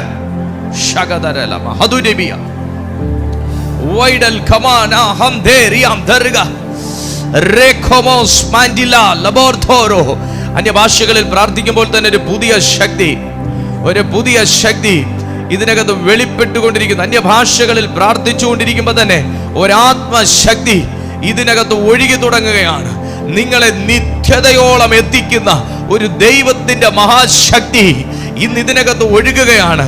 ആമേൻ. ഞാൻ നല്ലപോർ പൊരുതു, വിശ്വാസം കാത്തു, ഓട്ടം തികച്ചു എന്ന് പൗലോസ് പറഞ്ഞതുപോലെ പറയത്തക്ക നിലയിൽ നിങ്ങളെ ദൈവം പ്രാപ്തനാക്കി മാറ്റുന്ന ഒരു സ്വർഗീയ സാന്നിധ്യം ഇതിനകത്ത് ഒഴുകുന്നു. ഓ, in the name of Jesus, എല്ലാ ദുഷ്ടന്റെ വാഴ്ചകളെയും ബന്ധിക്കുകയാ, ഇരുട്ടിന്റെ സ്വാധീനങ്ങളെയും ബന്ധിക്കുകയാ, ദൈവത്തോടുള്ള സഖിത്വത്തെ നശിപ്പിക്കുന്ന സകല പൈശാചിക ബന്ധനങ്ങളും യേശുവിന്റെ നാമത്തിൽ തകർക്കുകയാ. എല്ലാ ലോക സ്നേഹവും വിട്ടുപോട്ടെ, ലോക ഇമ്പങ്ങൾ വിട്ടുപോട്ടെ. വിശുദ്ധി തികയ്ക്കുവാനുള്ളൊരു അഭിഷേകം വരട്ടെ. ഓ, ആത്മീയ അനുഗ്രഹത്തെയും ഭൗതിക അനുഗ്രഹങ്ങളെയും ഒരുപോലെ തടയുന്ന സാത്താനിക തന്ത്രങ്ങൾ തകരട്ടെ. തന്റെ വാഗ്ദത്തങ്ങൾ പലതും നിറവേറുന്നേ ഒരുങ്ങിയിടാം. തന്റെ വാഗ്ദത്തങ്ങൾ പലതും നിറവേറുന്നേ ഒരുങ്ങിയിടാം. വിശുദ്ധിയെ തികച്ചു നാം ഒരുങ്ങി നിൽക്കാം. പ്രിയൻ വരുവതിൻ താമസമേറെയില്ല. വിശുദ്ധിയെ തികച്ചു നാം ഒരുങ്ങി നിൽക്കാം. പ്രിയൻ വരുവതിൻ താമസമേറെയില്ല. തന്റെ വാഗ്ദത്തങ്ങൾ പലതും നിറവേറുന്നേ ഒരുങ്ങി തന്റെ വാഗ്ദത്തങ്ങൾ പലതും നിറവേറുന്നേ ഒരുങ്ങിയിടാം. കർത്താവേ, ഈ നല്ല സമയത്തിനായി സ്തോത്രം ചെയ്യുന്നു. അവിടുത്തെ സാന്നിധ്യത്താലും ശക്തിയാലും വിശ്വസ്ത വചനത്താലും ഞങ്ങളെ നിറച്ച്, ഞങ്ങളുടെ ചിന്തകളെ തുറന്ന്, ഞങ്ങളെ കഴുകി, ആ പ്രത്യാശയുടെ ഭാഗ്യം എത്ര വലുത് എന്ന് ഞങ്ങൾക്ക് വെളിപ്പെടുത്തി തന്ന ദൈവത്തിൻ്റെ പരിശുദ്ധാത്മാവേ, ആ ദൈവഹൃദയം ആനന്ദ പുളകമാകത്തക്കവണ്ണം ജീവിക്കുവാൻ ഈ സെക്കൻഡ് മുതൽ ഞങ്ങളുടെ പൂർണ്ണ കൺട്രോൾ അവിടുന്ന് ഏറ്റെടുക്കണമെന്ന് പ്രാർത്ഥിക്കുന്നു. ദൈവത്തിനും ദൈവരാജ്യത്തിനും കൊള്ളാത്തത് ഇന്നു മുതൽ ഞങ്ങളുടെ ജീവിതത്തിൽ ഉണ്ടാകത്തില്ല. ആ ബോധ്യത്തോടെ ദൈവമേ, ആ പരിശുദ്ധ കൈകളിലേക്ക് പരിശുദ്ധാത്മാവേ ഞങ്ങളെ സമർപ്പിക്കുക. ഞങ്ങളെ അവിടുന്ന് നിയന്ത്രിക്കണം. ഞാൻ ഈ ജനത്തെ പിതാവിൻ്റെയും പുത്രൻ്റെയും പരിശുദ്ധ ആത്മാവിൻ്റെയും നാമത്തിൽ ബ്ലസ് ചെയ്ത് പ്രാർത്ഥിക്കുന്നു, അത് യേശുവിൻ നാമത്തിൽ തന്നെ. ആമേൻ. സന്തോഷമുള്ളവർ മാത്രം കൈകളൊന്ന് ഉയർത്തി ഒരു ഹല്ലേലൂയ പറഞ്ഞ് ഹല്ലേലൂയ. എല്ലാ ദിവസവും രാവിലെ 6:30 മണിക്ക് നമുക്ക് ഇതേ ചാനലിൽ മോർണിംഗ് മെസ്സേജ് ഉണ്ട്. ഈവനിങ് 6:30 നമുക്ക് ഈവനിങ് സർവീസ് യൂട്യൂബിലും സൂമിലുമായി നടക്കുന്നു. നിങ്ങൾക്ക് ഞങ്ങളുടെ ഈ റെഗുലർ മീറ്റിങ്ങിൽ എല്ലാ ദിവസവും രാവിലെയും വൈകുന്നേരവും നടക്കുന്ന റെഗുലർ മീറ്റിങ്ങിൽ പങ്കെടുക്കാനുള്ള നല്ലൊരവസരമാണ്. നിങ്ങൾ ആദ്യമായിട്ടാണ് ഞങ്ങളുടെ ഈ കൂട്ടായ്മയിൽ ജോയിൻ ചെയ്യുന്നതെങ്കിൽ അറിഞ്ഞാട്ടെ, ദിവസവും 2 നേരം രാവിലെ 6:30 വൈകുന്നേരം 6:30 ഈ പ്ലാറ്റ്ഫോമിൽ ദൈവത്തിൻ്റെ മാറ്റമില്ലാത്ത വചനം ശുശ്രൂഷിക്കപ്പെടുന്നു. നിങ്ങൾക്ക് ആ മീറ്റിങ്ങിനെ കുറിച്ചുള്ള വിശദാംശങ്ങളും സ്പെഷ്യൽ മീറ്റിംഗ്സിനെ കുറിച്ചുള്ള അറിവുകളുമൊക്കെ യൂട്യൂബിൻ്റെ ഡിസ്ക്രിപ്ഷൻ ബോക്സിൽ ഞങ്ങൾ കൊടുത്തിരിക്കുന്ന ലിങ്ക് ക്ലിക്ക് ചെയ്താൽ നിങ്ങൾക്ക് വാട്സപ്പ് കമ്മ്യൂണിറ്റിയിൽ ജോയിൻ ചെയ്യാം. അവിടെ നിന്ന് അറിയാനായിട്ട് സാധിക്കും. സോ നിങ്ങൾ ആ അവസരങ്ങളും സാഹചര്യങ്ങൾ സാധ്യതകളൊക്കെ നിങ്ങൾ യൂട്ടിലൈസ് ചെയ്താട്ടെ. നിങ്ങളുടെ പ്രാർത്ഥനാ വിഷയങ്ങൾ ഞങ്ങളുടെ ഈ നമ്പറിൽ നിങ്ങൾക്ക് വാട്സാപ്പിൽ അറിയിക്കാൻ ഞങ്ങൾ തീർച്ചയായിട്ടും നിങ്ങൾക്കായി പ്രാർത്ഥിക്കും. കർത്താവ് പ്രവർത്തിക്കും. പറഞ്ഞേ, കർത്താവ് പ്രവർത്തിക്കും. ഞങ്ങൾ നിങ്ങൾക്കായി പ്രാർത്ഥിക്കും. കർത്താവ് നിങ്ങൾക്കായി പ്രവർത്തിക്കും. ഈ ചാനലും നിങ്ങൾക്ക് സബ്സ്ക്രൈബ് ചെയ്യാൻ മനസ്സുണ്ടെങ്കിൽ നിങ്ങൾ സബ്സ്ക്രൈബ് ചെയ്താട്ടെ. അപ്പോൾ ചാനൽ വളരും, ദൈവരാജ്യം വളരും, വിശ്വാസികൾ വർദ്ധിക്കും, അനേകരിലേക്ക് ദൈവവചനം എത്തും. നിങ്ങൾക്ക് പറ്റുമെന്നുണ്ടെങ്കിൽ ഞങ്ങളുടെ ഈ മെസ്സേജിൻ്റെ ലിങ്കൊക്കെ വാട്സപ്പ് സ്റ്റാറ്റസ് ആയിട്ടോ യൂട്യൂബ് സ്റ്റോറി ഫേസ്ബുക്ക് സ്റ്റോറി ആയിട്ടോ ഒക്കെ നിങ്ങൾക്ക് ഇടാം. നിങ്ങളുടെ ചാനലിൽ നിങ്ങൾക്ക് ഇടാം. അതിലൂടെ പുതിയ പുതിയ ആൾക്കാർ ദൈവവചനം കേട്ടാൽ അവരുമൊക്കെ കർത്താവിനെ അറിയുന്നതിന് കാരണമായി തീരും. കർത്താവിൽ വിശ്വാസം ആർക്കും കർത്താവിനെ അറിഞ്ഞുകൂടാതെ ഒന്നുമില്ല. യേശു കർത്താവിനെ ഇനി ആരും ഫോട്ടോ കാണിച്ചൊന്നും ഇനി പരിചയപ്പെടുത്തേണ്ട കാര്യമില്ല. എല്ലാവർക്കും കർത്താവിനെ അറിയാം. പക്ഷേ എങ്ങനെയാ ക്രിസ്തുവിൽ ജീവിക്കണമെന്നുള്ളതാ ബുദ്ധി അറിയാത്ത. എങ്ങനെ ജീവിക്കണം അതറിയാതെ. അപ്പോൾ നമുക്ക് ആ നിലയിൽ ഒരാളുടെ വിശ്വാസം വർദ്ധിപ്പിക്കുവാൻ നിങ്ങളുടെ ഒരു വാട്സപ്പ് സ്റ്റാറ്റസ് ഉതകുമെങ്കിൽ, നിങ്ങളുടെ ഒരു ഫേസ്ബുക്ക് പോസ്റ്റ് ഉതകുമെങ്കിൽ അത് നിങ്ങൾ ചെയ്യാൻ മടിക്കരുത്. അതിൻ്റെ അനുഗ്രഹം തീർച്ചയായും നിങ്ങൾക്കുണ്ടാകും. കർത്താവ് നിങ്ങളെ സഹായിക്കട്ടെ. അടുത്ത ദിവസം പുതിയൊരു സന്ദേശമായി കർത്താവ് എന്നെ നിങ്ങളുടെ മുമ്പിൽ അയക്കുന്നത് വരെ തമ്മിൽ പ്രാർത്ഥനയിൽ ഓർക്കാം. God bless you. Have A blessed day. പങ്കെടുത്ത എല്ലാ ദൈവമക്കളെയും കർത്താവ് അനുഗ്രഹിക്കട്ടെ. God B with you.